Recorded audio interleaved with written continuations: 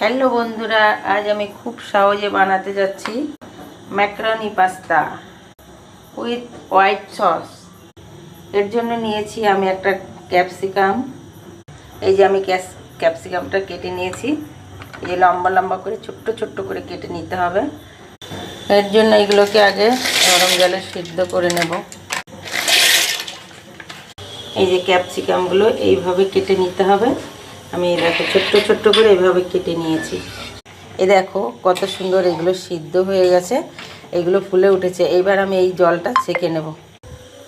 তোমাদের কাছে এরকম যদি ফুটো গামলা থাকে, এই গামলার ভিতর জলটা ছেঁকে নেবা। এইভাবে জলটা ছেঁকে নিতে হবে। এই যে এইভাবে ঠান্ডা জল দিয়ে নিতে হবে।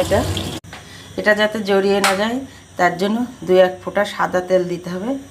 প্রথম কড়াইতে দিয়ে দেবো একটা বাটার, তারপর দিয়ে দেবো আদা, তারপর দিয়ে দিচ্ছি একটা পেঁয়াজ কুচি।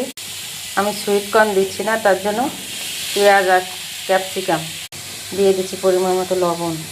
সব কিছু ভেজে নিয়ে গেছে। এবার দিয়ে দিচ্ছি দুধ,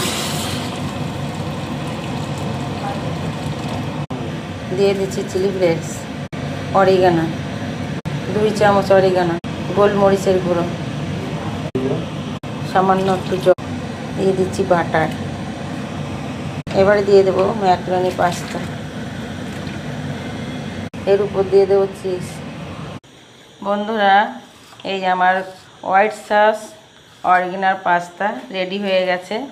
তোমাদের কাছে যদি আমার এই রেসিপিটা ভালো লেগে থাকে তাহলে অবশ্যই একটা লাইক, শেয়ার, কমেন্ট আর সাবস্ক্রাইব করবেন।